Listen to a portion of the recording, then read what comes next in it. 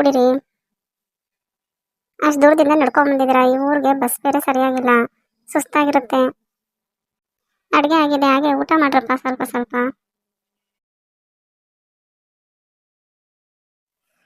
ಯಾಕಪ್ಪ ಮನೆಯವ್ರು ಯಾರು ನಿಮ್ಮ ಜೊತೆ ಬಂದಿಲ್ಲ, ನೀವಿಬ್ಬರೇ ಬಂದಿದ್ದೀರಾ, ಏನು ಸಮಾಚಾರ?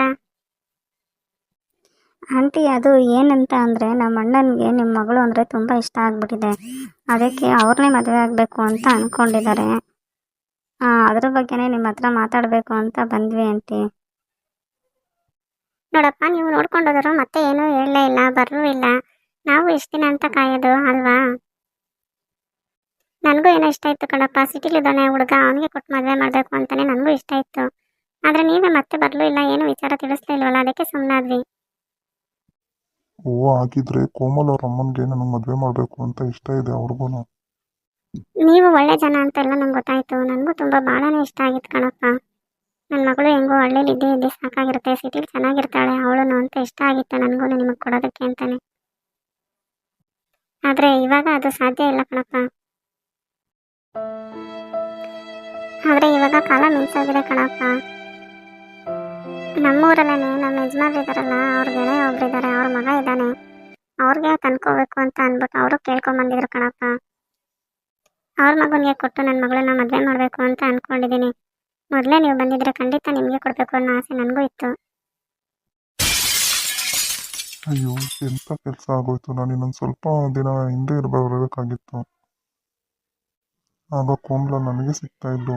ನನ್ನ ತಪ್ಪಿಂದಲೇ ನನ್ನ ಕೋಮಲ ನನ್ನಿಂದ ದೂರ ಆಗ್ತಾ ಇದ್ದಾಳೆ. ಅಯ್ಯೋ, ನಮ್ಮ ಅಣ್ಣನ ಆಸೆ ಎಲ್ಲ ಈ ಥರ ಆಗೋಯ್ತಲ್ಲ. ಅಯ್ಯೋ, ನಮ್ಮ ಅಣ್ಣಂಗೆ ಬೇಜಾರಾಯ್ತೇನೋ, ಯಾಕೆ ಹಿಂಗೆ ನಿಂತ್ಕೊಂಡ ಇವನು? ಅಣ್ಣ ಕುತ್ಕೊಳ್ಳೋ. ಬೇಡ, ಬಾರೋ ಹೋಗೋಣ. ನನಗಂತೂ ಇನ್ನೊಂದು ಕ್ಷಣನೂ ಕುತ್ಕೊಳ್ಳೋಕ್ಕಾಗಲ್ಲ.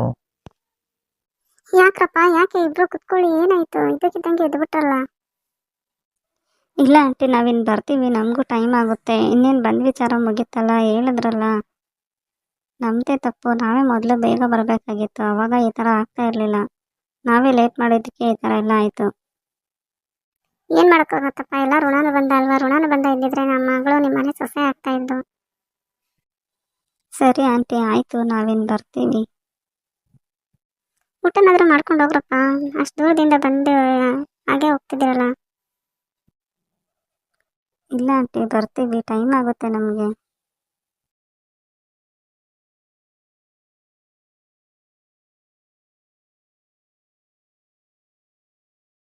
ಅಯ್ಯೋ ಪಾಪದ ಹುಡುಗರು, ಮೊದಲೇ ಬಂದಿದ್ರೆ ಆಗ್ತಾ ಇರ್ಲಿಲ್ವಾ? ಲೇಟ್ ಮಾಡ್ಕೊಂಡ್ರಲ್ಲ, ಏನೂ ಮಾಡೋಕ್ಕಾಗಲ್ಲ. ನನ್ನ ಮಗಳು ಅಚ್ಚುಕಟ್ಟಾಗಿ ಸಿಟಿ ಕಡೆ ಸೇರ್ಕೊಂಡಿರೋಳು. ಆದರೆ ನನ್ನ ಮಗಳ ಆಸೆ ಅಂತ ಹಳ್ಳಿಗೆ ಆಗ್ತಾ ಇದ್ದಾಳೆ ಅಷ್ಟೇ, ಏನೂ ಮಾಡೋಕ್ಕಾಗೋದಿಲ್ಲ. ಏನು ಮಾತಾಡಲಿ ಅಣ್ಣನ ಹತ್ರ? ಅಣ್ಣ ತುಂಬ ಬೇಜಾರಾಗಿದ್ದೇನೆ ಈ ವಿಚಾರ ಕೇಳಿ. ಅವ್ರ ಅಮ್ಮನಿಗೂ ಆಸೆ ಇತ್ತು ಅಣ್ಣನಿಗೆ ಕೊಡಬೇಕು ಅವ್ರ ಮಗಳನ್ನ ಅಂತ. ಈ ವಿಚಾರ ಕೇಳಿ ಇನ್ನೂ ಬೇಜಾರಾಗುತ್ತೆ. ಏನೋ ಅವ್ರಿಗೆ ಇಷ್ಟ ಇಲ್ಲ ಅಂದರೆ ಒಂಥರ ಸಮಾಧಾನ ಆಗ್ತಿತ್ತು. ಅವರಿಗೂ ಇಷ್ಟ ಇದ್ದು ಮದುವೆ ತಪ್ಪಾಯ್ತಲ್ಲ ಅನ್ನೋದೇ ಬೇಜಾರಾಗಿದೆ ಈಗಂತೂ. ಸದ್ಯಕ್ಕೆ ಅಪ್ಪ ಅಮ್ಮನಿಗೆ ಮೊದಲೇ ವಿಚಾರ ಹೇಳ್ದಿರೋದೇ ಒಳ್ಳೇದಾಯಿತು. ಅವರಿಗೂ ಹೇಳಿದರೆ ಅವರಿಗೂ ಇನ್ನೂ ಬೇಜಾರಾಗಿರ್ತಾ ಇತ್ತು. ಅಣ್ಣ ನಿಂತ್ಕೊಳ್ಳೋ, ಅಣ್ಣ ನಿಂತ್ಕೊಳ್ಳೋ ಇಲ್ಲಿ. ಇವ್ರು ಯಾರು? ನಮ್ಮನೆ ಕಡೆಯಿಂದ ಬರ್ತಾ ಇದ್ದಾರಲ್ಲ.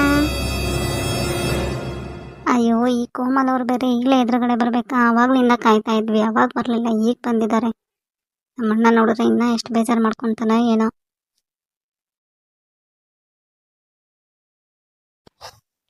ಅಯ್ಯೋ, ಕೋಮಲ ಅಲ್ವಾ ಬರ್ತಾ ಇರೋದು? ನಾನು ಮಾತಾಡಬೇಕು ಅಂದ್ಕೊಂಡಾಗ ನನಗೆ ಕೋಮಲ ಸಿಗಲಿಲ್ಲ. ಈಗ ಬರ್ತಿದ್ದಾಳೆ. ಈಗ ಏನು ಅಂತ ಮಾತಾಡಲಿ ನಾನು ಅವಳ ಹತ್ರ. ಯಾರೋ ಏನೋ, ಅಮ್ಮನ ಹತ್ರನೇ ಹೋಗಿ ಕೇಳೋಣ ಯಾರು ಅಂತ.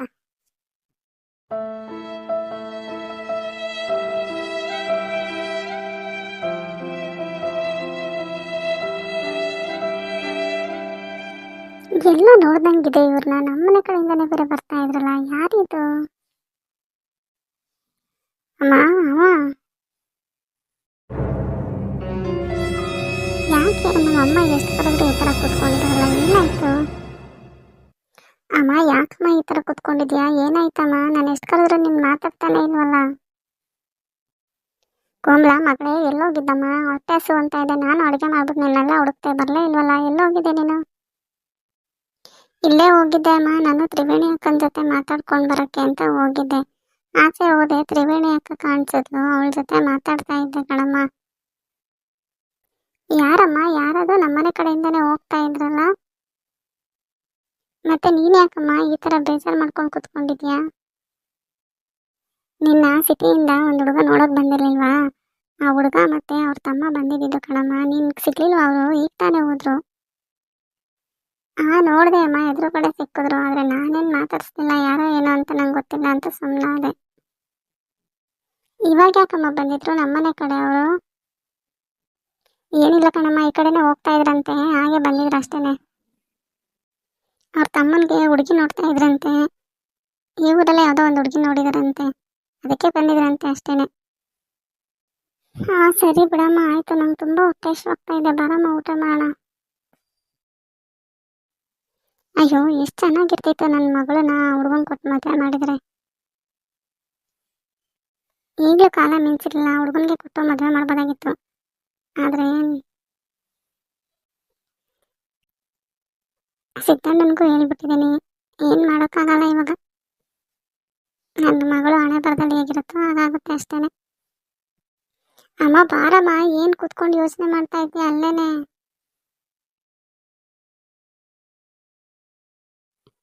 ಅಣ್ಣ ಬೇಜಾರು ಮಾಡ್ಕೊಬೇಡ ಕಣೋ ಅಣ್ಣ. ಹೇಗಿರ್ಲೋ ಬೇಜಾರು ಮಾಡ್ಕೊಳ್ದಲೇನೆ ಹೇಳು.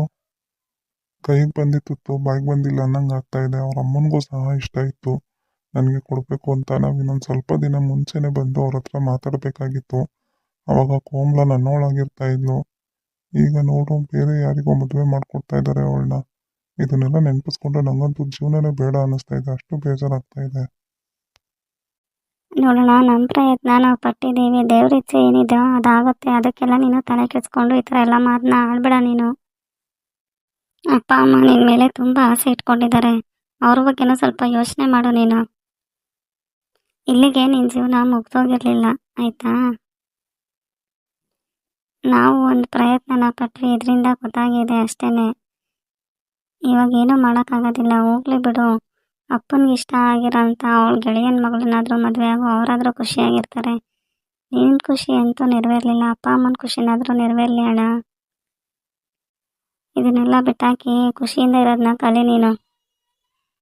ನೀನೀಗಿದ್ರೆ ಅಪ್ಪ ಅಮ್ಮನಿಗೂ ಬೇಜಾರಾಗುತ್ತೆ. ಆದರೂ ನನ್ನ ಜೀವನದಲ್ಲಿ ಈ ಥರ ಆಗುತ್ತೆ ಅಂತ ನಾನು ಅಂದ್ಕೊಂಡೇ ಇರಲಿಲ್ಲ. ಬೆಳಿಗ್ಗೆ ಖುಷಿಯಿಂದ ಬಂದೆ, ಕೋಮಲನ್ನ ನೋಡ್ಬೋದು ಮಾತಾಡ್ಬೋದು ಅಂತ. ಆದರೆ ನೋಡಿದ್ರು ಮಾತಾಡೋಕ್ಕಾಗ್ತಿರೋಂಥ ಪರಿಸ್ಥಿತಿಯಲ್ಲಿದ್ದೆ ನಾನು ಇವತ್ತು. ಯಾಕೋ ನನಗೆ ಈ ಥರ ಆಗ್ತಾ ಇದೆ. ನೋಡೋಣ, ಆಗಿದ್ದಾಗೋಯ್ತು. ಅಪ್ಪ ಅಮ್ಮನ ಮುಂದೆ ಎಲ್ಲ ನಿನ್ನ ಬೇಜಾರನ್ನ ತೋರಿಸ್ಬೇಡ, ಖುಷಿಯಿಂದ ಇರು. ನಡಿ ಆಯ್ತು, ಇವಾಗ ಇಲ್ಲೇ ಆಲೋಚನೆ ಮಾಡ್ಕೊಂಡು ಕುತ್ಕೊಂಡ್ರೆ ಆಗಲ್ಲ, ಮನೆ ಕಡೆ ಹೋಗೋಣ. ನನಗಂತೂ ಇವನ್ನ ಹೇಗೆ ಸಮಾಧಾನ ಮಾಡೋದು ಅಂತಲೇ ಗೊತ್ತಾಗ್ತಾ ಇಲ್ಲ. ಅಮ್ಮನ ಹತ್ರನಾದ್ರೂ ಈ ವಿಚಾರ ಹೇಳಬೇಕು ಅಂತ ಅಂದ್ಕೊಂಡಿದ್ದೀನಿ.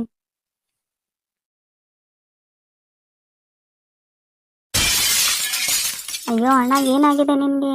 ಗಾಡೀಲಿ ಹೋಗಿ ಗುದ್ಕೋತಾ ಇದ್ದಲ್ಲ ಇವಾಗ ನೀನು, ಬಾಯ್ ಕಡೆ.